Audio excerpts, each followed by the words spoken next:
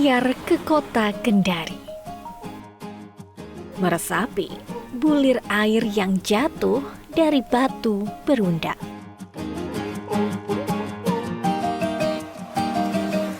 Eloknya Pulau Labengki.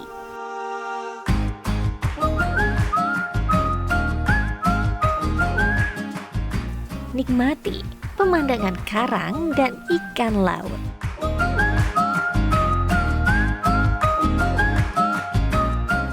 Menyapa lumba-lumba dan hiu di perairan Wakatobi. Menyelami gua bawah laut.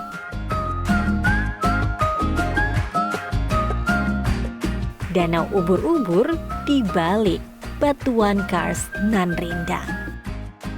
Semuanya menjadi satu dalam Laut Biru Sulawesi Tenggara. Alam melukiskan gradasi warna langit nan cantik bagi pengunjung Pantai Torunipa. Selamat pagi dari Sulawesi Tenggara. Di sini sejuk banget, masih sekitar pukul 7 waktu Indonesia Tengah. Pas banget menikmati udara yang segar, pemandangan yang berbeda, suara air laut yang bikin tenang, dan banyak burung. Jadi ini pokoknya bikin tenang banget deh dan sangat-sangat menikmati. Tepat di ujung timur salah satu teluk yang mengapit kota Kendari, terdapat hamparan pasir putih sepanjang 4 km yang menghadap ke Laut Banda. Ini adalah titik kumpul warga Kendari karena di sini pantainya lumayan panjang banget. Dan sepanjang pantai ada saung, jadi pas banget untuk beristirahat.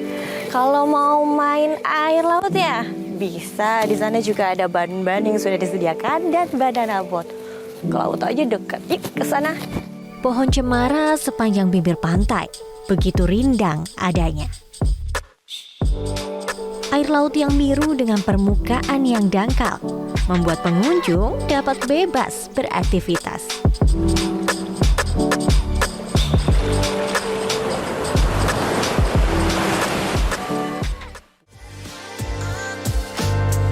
Kami berhenti di titik pemberhentian pertama. Kami terus berjalan sedikit ke tengah untuk merasakan segarnya percikan air terjun.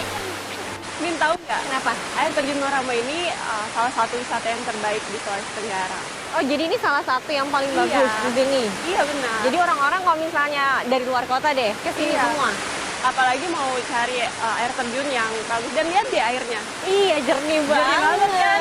Pengen mandi nggak? Pengen sebenarnya, tapi tahan dulu deh. Iya. Kayak ini masih ada lagi kan? Masih ada lagi.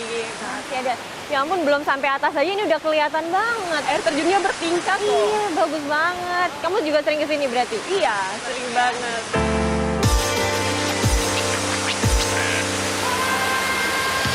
Kami pun lanjut ke lokasi yang lebih tinggi lagi.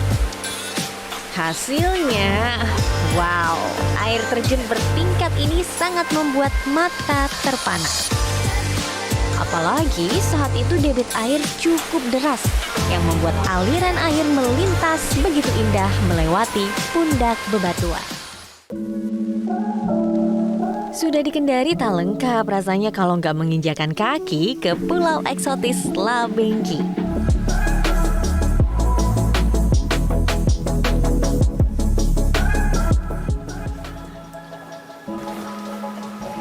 Akhirnya sampai juga di Labengki. Depan penginapan udah bagus banget pemandangannya. Jadi penasaran gimana sekitar sini? Bagaimana daratannya, apa aja wisatanya? Tapi saya istirahat dulu ya, baru aku ajak kamu jalan-jalan. Masih berada di resort, ternyata saya bisa menikmati banyak aktivitas yang menarik loh. Tepat di belakang penginapan ada satu titik pandang, yaitu dari atas dengan pemandangan yang luar biasa banget. Tapi harus hati-hati nih naiknya karena banyak batuan karst yang tajam-tajam.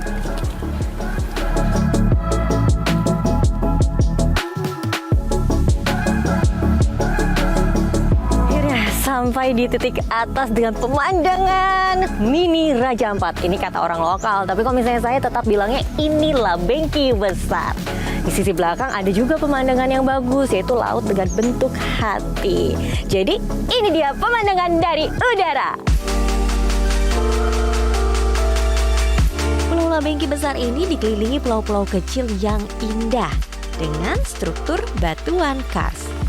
Maka dari itu, sejauh mata memandang, suguhan karang-karang besar yang menjulang tinggi mirip dengan Raja Ampat yang sudah lebih dahulu dikenal oleh masyarakat luas.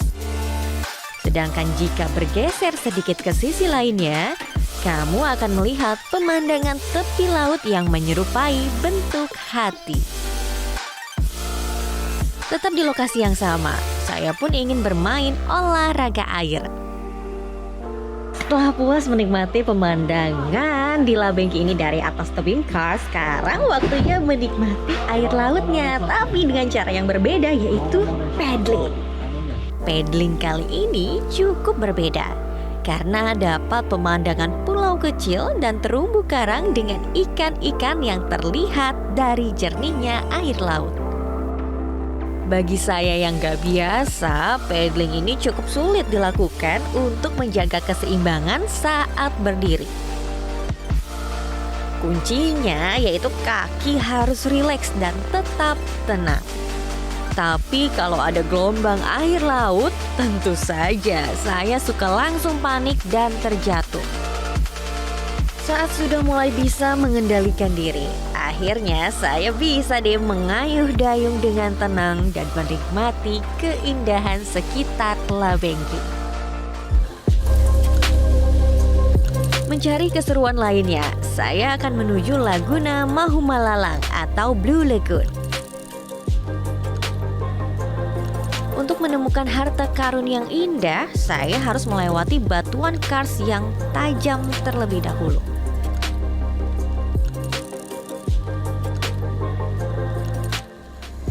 Ya baru-baru sekitar 2018 ke sini mulai banyak orang ke sini.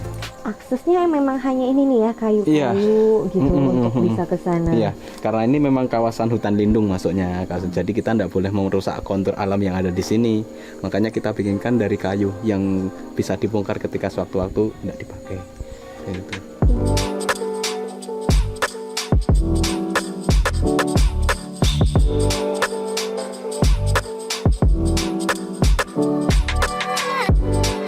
Di balik batuan kars ini terdapat air tawar dengan warna biru yang menyerupai hijau toska yang menggoda. Saya membawa kano dari resort sehingga dapat menikmatinya dengan cara yang berbeda.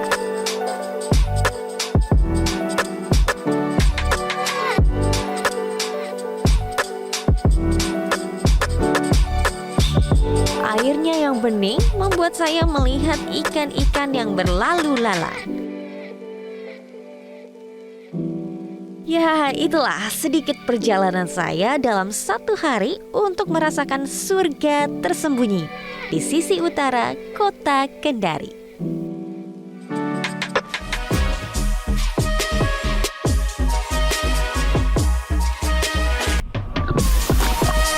Potensi bawah lautnya, kami pun mencoba menyelam di titik yang berbeda. Di kedalaman sekitar 5 hingga 10 meter, hamparan terumbu karang terlihat begitu cantik. Ikan-ikan kecil pasti dapat kamu temui jika diving ataupun sekedar snorkeling di sini.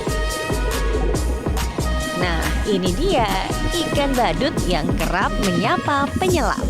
Hai Nemo!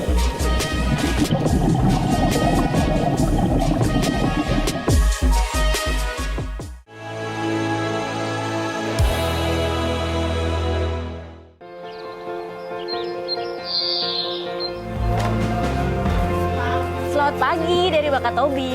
Hari ini jam berapa ini sekarang? Jam 6 pagi saya sudah berada di Desa Mola. Ini adalah kampungnya suku Bajo yang ada di Wakatobi.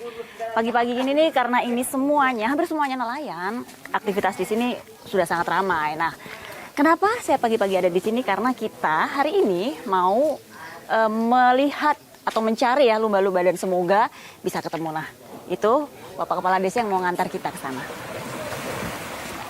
Selamat pagi, Pak. Kita akan perjalanan kira-kira berapa lama untuk mencari dolphin itu? Perjalanan sekitar kurang lebih setengah jam. Setengah jam. Namun perjalanan tur kita kali ini ada kira-kira dia memakan waktu sekitar kurang lebih 2 jam ya? Iya. Jam berapa, Pak? Best time-nya untuk cari lumba-lumba itu jam berapa? biasanya pada jam-jam pagi seperti ini sudah bisa kita bisa. Jam 6 gitu ya, Iya. paling nggak. Lebih pagi lebih bagus. Iya. Yang perlu diingat, lumba-lumba adalah hewan liar ya travelers, jadi pemandu pun tidak bisa selalu menjamin keberadaannya.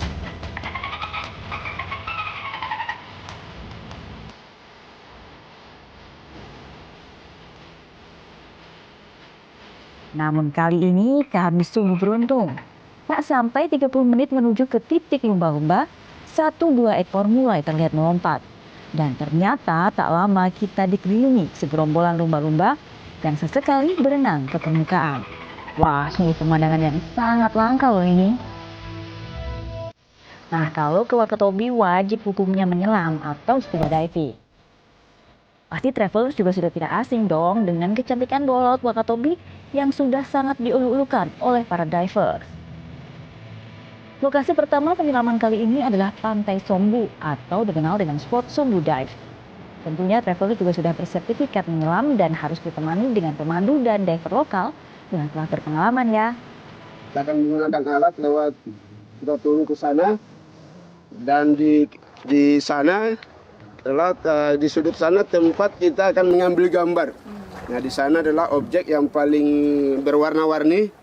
Ada sipan, ada ikan yang kecil-kecil banyak di sana yang kita akan lipat sebentar. Di pagi ini air surut, maka kami menyelam dari bawah dermaga. Penyelaman dilakukan dari sisi kiri lalu menuju ke sisi kanan di antara hamparan terumbu karang dengan beragam jenisnya. Itulah asiknya menyelam di Wakatobi, salah satu daerah yang menjadi pusat segitiga karang dunia. Lokasi Sombu Dive ini sangat cocok untuk penyelam pemula karena kedalamannya relatif masih cukup dangkal. Terumbu karang di Sombu berwarna-warni dan memiliki kontur yang berundak. Dan kami melakukan penyelaman dengan maksimal kedalaman 15 hingga 20 meter. Namun jangan khawatir, walau tidak menyelam terlalu dalam, namun aneka biota laut dan terumbu karang cantik sangat banyak ditemui di taman laut ini. Dari soft coral hingga hard coral. Warna-warni taman bawah laut Sombu Dive masih sangat rawat dan menjadi surga bawah laut yang sangat cantik. Penyelaman kedua kami lakukan di Shark Point. Tujuan utama kami tentu mencari ikan hiu yang masih banyak berlalu lalang di sini. Menelusuri dinding terumbu karang, kami bergerak ke titik terdalam dan benar saja, tak lama setelah mencapai kedalaman 27 hingga 30 meter, dive guide kami Albert mulai menunjukkan beberapa ekor hiu jenis black tip dan white tip yang melintas. Satu ekor hiu muncul, tak lama disusul hiu yang lain. Kami benar-benar sangat beruntung di penyelaman ini. Di tengah terumbu karang yang sangat cantik dan laut yang cukup jernih, kami menyelam bersama dengan ikan hiu yang sangat ramah. Mereka berenang di sekeliling dan tidak takut dengan manusia.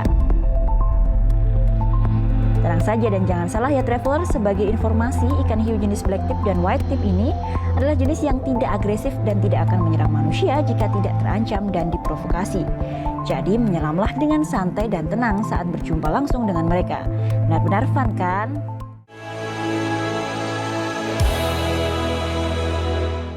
Pulau Buton menjadi surga bagi penyelam gua bawah laut.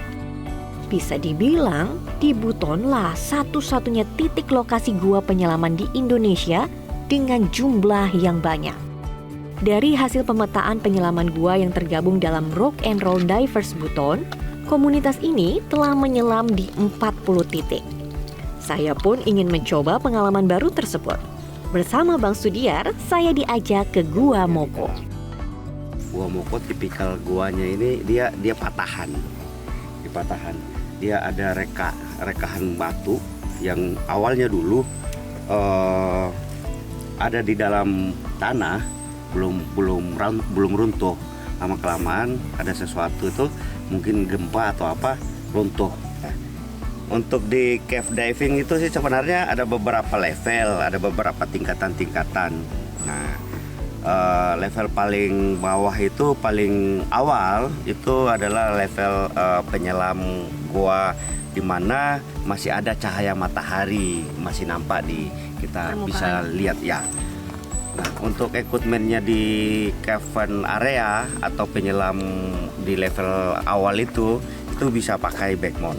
Di goa kalau kita diving sih ya minimal harus pakai helm atau pakai hoodie untuk mengamankan kepala. Senter itu kita gunakan hanya untuk melihat sesuatu atau senter ini menjadi alat komunikasi kita. Akses ke Gua Moko ini cukup dengan berjalan kaki saja. Mulut goa pun sudah terlihat. Persiapan kami lakukan di dalam air yang dangkal. Beberapa alat yang harus diperhatikan ialah penggunaan penutup kepala dan membawa senter. Bang Diar pun mengikatkan tali sebagai penanda jalur penyelaman. Kita sekarang mau coba penyelaman. Gak boleh kicking terlalu banyak karena partikelnya gampang naik ya, debunya. Jadi airnya gampang keruh nanti. Yap. Oke, Mohon let's go. arahan dan bantuannya ya Bang Diar. Oke. Nah, di depan ya. Floating dulu sampai tengah situ baru kita turun. Kan kampung.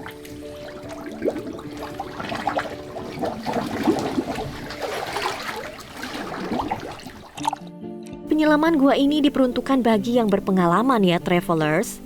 Karena lisensi saya hanya open water, saya hanya di mulut gua saja dengan pancaran cahaya matahari yang masih menembus permukaan air. Kedalaman mulut gua ini mulai dari 2 hingga 6 meter. Pemandangan yang berbeda memang saya temukan. Ruang terasa lebih sempit. Tak ada biota laut yang saya jumpai di mulut gua ini. Hanya dinding-dinding yang megah dengan bentuk stalaktit dan stalagmit. Jarak pandang yang terbatas dan gelap mengharuskan penyelam menggunakan senter.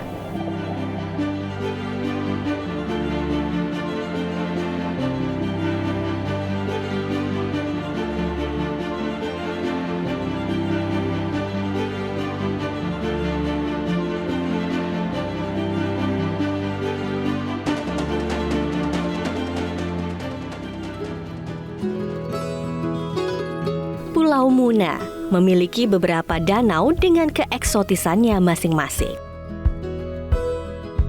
Dimulai dari Danau Napabale. Karena bersebelahan dengan laut, danau ini merupakan danau air asin loh, travelers. Dengan menggunakan perahu, saya pun akan mengitari Danau Napabale dan melanjutkan perjalanan ke Danau Lohia.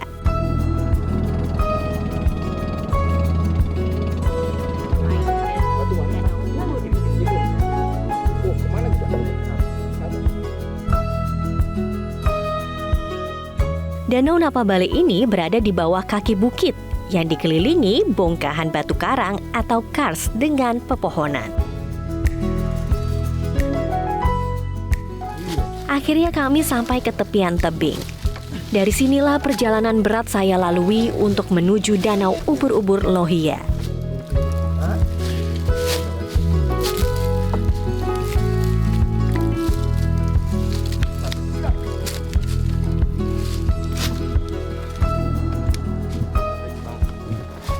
Wow, ternyata jalannya sulit karena harus melewati kars tajam. Jadi kalau misalnya mau ke sini harus prepare, pakai sepatu yang benar. Untuk menuju lokasi danau tersebut, kami pun dipandu oleh nelayan yang membawa perahu agar tidak tersasar. Pertama-tama, saya harus memanjat tebing. Dilanjutkan, trekking selama 1 jam di dalam hutan yang rimbun. Medannya pun cukup curam dan licin. Penggunaan alas kaki yang tepat sangatlah diwajibkan. Travelers harus berhati-hati karena permukaan didominasi oleh batuan kars yang tajam. 1 jam akhirnya sampai. Belum sih, cuma baru ngelihat danaunya, belum tahu turunnya dari mana.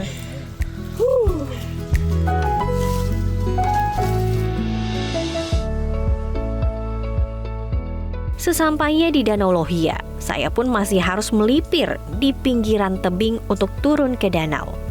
Lihat aja butuh perjuangan karena benar curam turun baru kita bisa berenang di sini. Tapi terlihat tuh ubur-uburnya ada di tengah. Jadi harus berenang dulu ke tengah.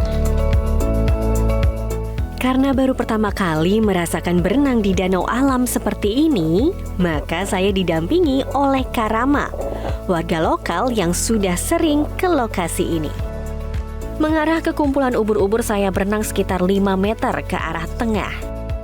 Di sini kami bebas untuk berenang dan berinteraksi bersama ubur-ubur. Namun yang harus diperhatikan, travelers tidak diperbolehkan menggunakan fins. Ubur-ubur air payo ini tidak menyengat ya travelers, sehingga aman untuk didekati. Namun ubur-ubur ini tidak disarankan untuk diangkat ke permukaan air.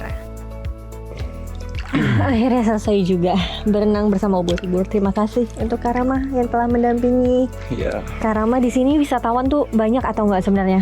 banyak Dari mana aja asalnya? dari Bau-Bau, Kendari, itu Buton Utara. Oh, masih dari sekitar Sulawesi Tenggara ya? Iya, Kalau misalnya wisatawan asing, banyak juga nggak yang datang ke sini?